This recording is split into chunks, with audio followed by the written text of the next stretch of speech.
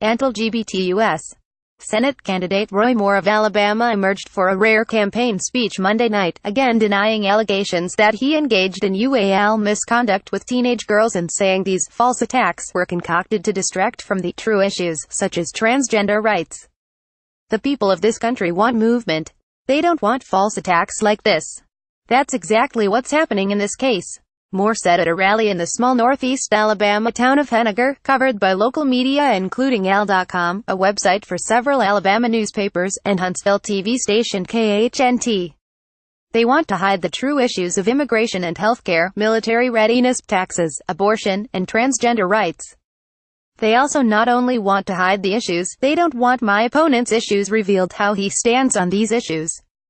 I'll tell you how he stands completely contrary to the people of this state and this country. Moore, the former Chief Justice of the Alabama Supreme Court, is the Republican candidate running against Democrat Doug Jones in a December 12 special election to fill the vacancy left by Jeff Sessions when he became U.S.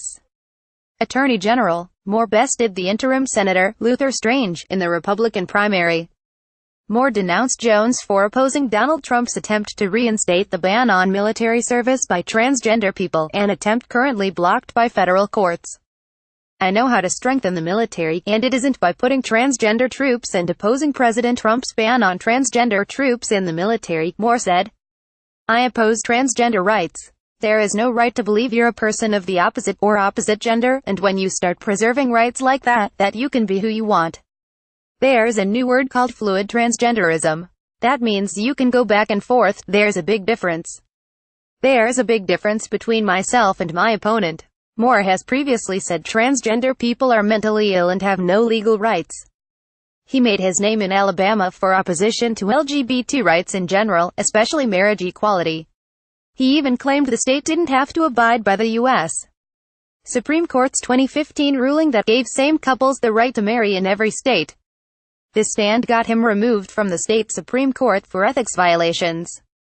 He had been removed once before, for disobeying a court order to take down a Ten Commandments monument at the state courthouse, which a federal judge had declared an unconstitutional establishment of religion. Moore said he does not know any of the women making the UAL misconduct allegations, which date from the late 1970s and early 1980s, and include touching a 14-year-old girl in a UAL manner and annually assaulting a 16-year-old. He said he has never engaged in such conduct with anyone and has represented victims of UAL abuse in court. He further said the accusations are malicious, false attacks, which reflect the immorality of our time, and liken them to the probe of Russian meddling in the presidential election. Why are they doing this? He said. I'm going to tell you why they are doing this. They are trying to hide the true issues which affect the people of this country and this state that they want resolved. It's no different than when the Washington Post brought out the Russia investigation at a time when President Trump is trying to get his agenda passed. That's exactly what they are doing.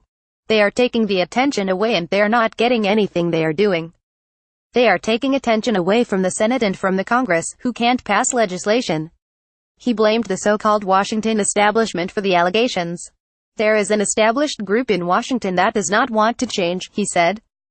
They want people who will follow along like they've been doing and not basically pass President Trump's agenda, Moore said.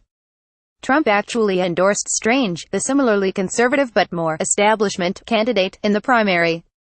Since then, he has regularly denounced Jones and cited Moore's denial of the UAL misconduct allegations, while stopping just short of endorsing Moore. Moore received several standing ovations for the speech, according to local media. He did not take questions from the press. Watch video below.